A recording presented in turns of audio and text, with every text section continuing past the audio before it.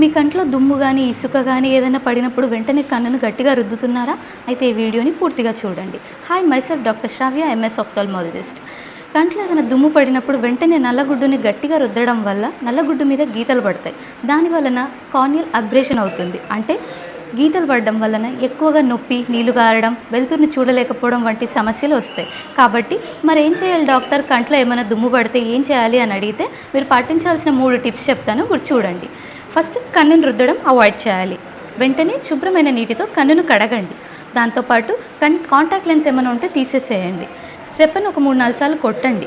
కంట్లో reflex tearing ఉండడం వలన డస్ట్ అది బయటికి తీసేందుకు ప్రయత్నం చేస్తుంది.